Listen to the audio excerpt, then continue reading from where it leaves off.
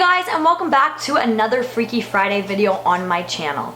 Since I was quite young, or at least before I started YouTube, maybe I wasn't that young, but I've always had a very strong interest in hotels where strange things happen. Now, when I first started talking about this kind of thing or thinking about making videos about this kind of thing, I wanted to call them haunted hotels, but I kind of changed my wording on that because all of these hotels aren't necessarily interesting because they're haunted. They're interesting because of the large amount of strange things that happen within them, whether that is ghosts, murders, just really strange things that happen in an overabundant amount in all of these hotels. So I'm super interested in those kinds of things, and I thought that maybe you guys would be too. So I'm starting a kind of series type thing on my channel where I'm going to talk about all of these strange hotels from all over the world, and I actually have my own kind of conspiracy theory about a very famous hotel located in the United States. So depending on how this goes, I might even share that with you guys. But with that all being said, let's get right into today's video. So I thought, what better way to start off this series than talking about America's very own Cecil Hotel. The Cecil Hotel is located at 640 Main Street in Los Angeles, California. It was built in 1927 and has a total of 600 rooms. The builder initially intended for the hotel to mainly cater to businessmen and very wealthy travelers. In fact, he had actually spent a total of $1 million on the construction of this hotel. Now today that doesn't seem like very much money to spend on the construction of one hotel. That seems like not even a lot of money to spend on quite a small house, but in the 20s that was a very, very, very large amount of money, especially to put all in one place. Unfortunately for the builder though, just shortly after the hotel was built in the 1950s, the recession happened, and Skid Row took over the entire area that surrounded the Cecil Hotel, as well as the Cecil Hotel itself. And by this time, the hotel had now gained a very bad reputation for housing transients, prostitutes, murderers, all these kinds of really shady characters. If you think that this is a shady kind of person, it is likely that that kind of person did stay at the Cecil Hotel or even lived there for a short period of time. This hotel gained a lot of media attention in 2013 when a Canadian traveler by the name of Elisa Lam stayed there and vanished while staying at this hotel. Now, I'm not going to dive too deeply into Elisa Lam's case because I did cover her case on my channel in the past, so I will link that video down below because her case is very, very interesting, but I will just brush on the surface. So basically, like I said, she was a Canadian student who was visiting LA and decided to stay at the Cecil Hotel while she was in LA. Now, her case is most famous for the very bizarre video footage of her in the hotel's elevator where she's just acting extremely strange. And then she disappeared for a little while and was later found on the roof of the hotel in the water tank, and the way that she got there is just completely unknown, and everything in this case is just super, super strange. In fact, her case is probably one of the strangest cases I have ever read about. So if you haven't heard of her case before, I highly recommend checking out that video, which I will link down below. Since the Elisa Lam case, the hotel has actually changed its name to the Stay on Main to try and distance itself from all of the horrors that took place at the Cecil Hotel. But unfortunately for the hotel owners, changing the name didn't really have the effect that they wanted because Elisa Lam's case was not the first horrific thing or the last horrific thing that took place in this hotel. So today I'm going to be sharing with you some of the very interesting things that I found online that took place within the walls of the Cecil Hotel. This next part of this video is going to be a little bit heavy, so I am going to give a disclaimer here. If you have trouble dealing with thoughts of suicide or anything like that, you might want to click out of this video and go check out another video on my channel. But with that being said, I'm just going to continue on with this video. The Cecil Hotel actually is notoriously known for a place where people go to take their own lives. Now, this isn't an isolated incident. People have gone to this hotel to take their own lives over the years. There has been so many suicides within the walls of this hotel, coming from people ingesting poison, jumping out of their hotel windows, and on one occasion a man had even slit his own throat with a razor blade, completely cutting his head off. Now, that is very tragic, but I also just want to talk about how difficult that is to achieve. Usually, we cannot allow ourselves to inflict that much pain upon ourselves. So for this man to have been able to do that is just absolutely crazy and so devastating. On October 12th, 1962, police were called to Main Street to investigate 2 deaths outside of the Cecil Hotel. When police arrived at the scene, they discovered the bodies of 27-year-old Pauline Odon and the body of 65-year-old George Gianni. Upon first glance, police thought that these two could have possibly been lovers and that they had jumped out the window together. But after deeper investigation, they had actually found that Pauline was fighting with her husband, and after he had left the room, she had written a suicide note and jumped out of the hotel window. George had actually just been walking by the Cecil Hotel like he did every single day on his morning walk when Pauline had been jumping out the window. She fell directly on top of him, and because of the impact, it killed both of them instantly. In March of 1937, the police were called to the area located just outside of the Cecil Hotel because a woman who was now deceased had somehow managed to end up in the telephone wires just located outside of the hotel, and she was all tangled up inside of them, so she was just kind of hanging over the walker-bys. Grace E. Margot had been staying at the Cecil Hotel in a room located on the 9th floor. It is unclear whether she had fallen out of her hotel window or jumped, but somehow came out of her hotel window and ended up tangled up in the telephone wires. And it is still unknown to this day whether she somehow fell out of the window or if she had intended on taking her own life. Now, this next case that I'm going to talk about is a very, very heavy one, and to be completely honest, it actually made me a little bit sick to read. But anyways, in 1944, a 19-year-old by the name of Dorothy Jean Purcell and her boyfriend Ben Levine were staying at the Cecil Hotel.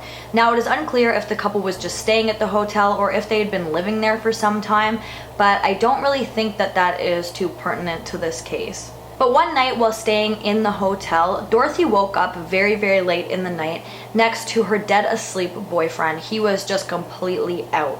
She said that she was having very severe stomach pains and went into the bathroom. Now, this is where the case gets very odd because while in the bathroom, she actually gave birth to a baby boy. Allegedly, Dorothy had no idea that she had been pregnant or that she had a baby inside of her for the last 9 months, so for giving birth in the hotel bathroom to her was just absolutely shocking. And she said that after she gave birth to the baby, it appeared that he had been stillborn. And this is when the 19-year-old panicked, went onto her hotel balcony and tossed the baby off, where he landed onto a neighboring building's roof. Dorothy was later charged with homicide, but the jury found her not guilty for reasons of insanity, and she was later shipped to a hospital and a facility where they were able to treat her. Now, I'm not really sure of her mind state or if she did ever get better, but obviously in this case there was some kind of mental illness at play, which is absolutely devastating, not only for her but for the child who lost its life. Richard Ramirez, better known as the Night Stalker, actually lived in the Cecil Hotel for a period of time while he was committing some of his horrific murders. He actually, on some occasions, would go out, murder his victims, and then return back to the Cecil Hotel where he was living for only $14 a night.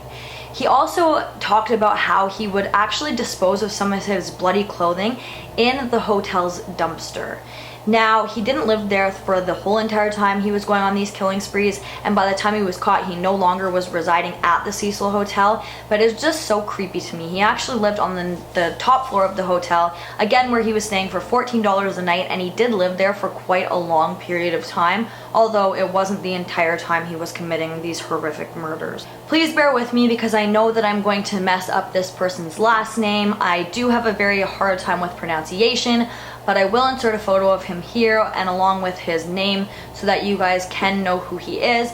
But Johann Jack Unterwegs was an Austrian author and journalist. Now, not only was he an author and a journalist, but he had actually previously been arrested and put in jail for murdering a teenage girl in Austria. In 1991, Johann had actually gone to visit California while he studied the California, LA kind of crime scene and all of those things, like the crime that was happening within LA. And while he was staying there, he actually stayed at the Cecil Hotel.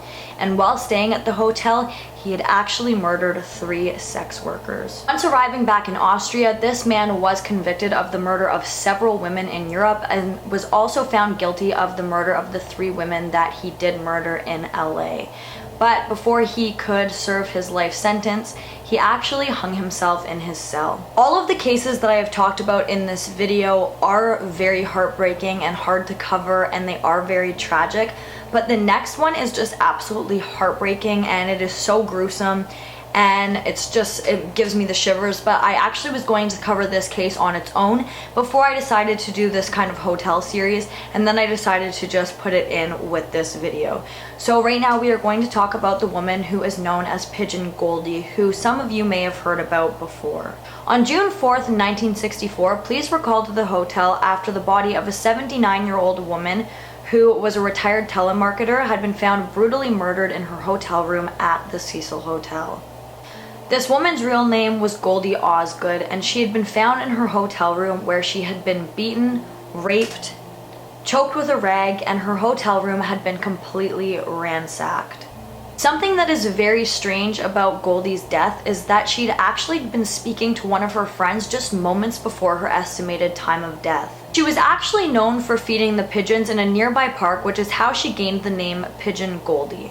She was liked by almost all of the residents at the Cecil Hotel. Nobody came forward saying that they had ever had any trouble with her. She was just your typical, very nice, loving, older woman. And she'd actually been living at the Cecil Hotel for quite a while and was one of their longest living in residents. So she had been living there for such a long time that she was one of the people who had lived there for the longest amount of time. Information on Goldie's case has been slim to none in the public eye, but a man by the name of Jacques B. Ellinger, sorry if I didn't say that name correctly, was arrested shortly after her death because he was seen walking through the park where she would normally feed the birds, covered in blood. But he was later ruled out as a suspect and released by police. And besides that, there is really nothing to go on in her case, and it has since gone completely cold. Elizabeth Short, better known as the Black Dahlia, had actually been staying at the Cecil Hotel just shortly a few days before she was found murdered. She was actually said to have had her last drink at the Cecil Hotel in 1947, just days before her body was discovered just a few miles away. The estimated number of deaths at the Cecil Hotel that have been inflicted by unnatural causes is 16, but this was just what people online could gather, so this number could actually be much, much higher. By unnatural causes, I mean that of suicide or murder, but this number also does not include the number of people who were found on the verge of death, rushed to hospital, and ended up surviving. Because in most of these cases, we don't know whether the people survived or not. The last known death that I could find at the Cecil Hotel was actually on June 13th, 2015, when the body of a 28-year-old male was actually found outside of the Cecil Hotel. Now, it appeared as if he had followed in the footsteps of so many others who had been staying at the hotel and took his own life by jumping out the window, but the coroner report came back and the cause of death is actually unknown. Many of the guests who have stayed at this hotel say that upon walking in, you'll immediately feel overcome with dread. Many of the people who live there and just passerbys and people who are staying in the hotel for short periods of time say that you can often see very dark apparitions standing in the windows of the hotel. And people who have slept within the hotel say that a lot of strange things happen there that just can't be explained. Like, a lot of people have reported that they were woken up in the middle of the night after being asleep in their bed, feeling as if somebody was choking them, but nobody was there in their room with them at all, or whoever they were with was sound asleep. There is actually a TV show called The Horror at the Cecil Hotel where mediums and psychics come into the hotel and they do some investigating, and most of them always say that there is some kind of dark energy dwelling over this hotel. It's just got a very dark feeling over it, and it's filled with bad spirits. Not only that, but actually American Horror Stories Hotel was actually based on the Cecil Hotel. Now, I'm sure they've taken things from other hotels here and there, but it was roughly based solely on the Cecil Hotel. Like, most of the ideas that came to the writers for this show were based on the Cecil Hotel. But guys, that brings us to the end of this video. If you like this video, please give it a big thumbs up and let me know in the comments down below what you'd like to see in my future videos, and also let me know what you think about this series, because I don't really know if I should go forward with it or if other people are going to find this interesting or if it's just me. But again, if you like this video, please give it a big thumbs up. Don't forget to comment down below what you'd like to see in my future videos, and don't forget to subscribe and turn on that notification bell so that you don't miss any future videos from me. Thank you so much for watching, and I'll see you in the next one. Bye guys!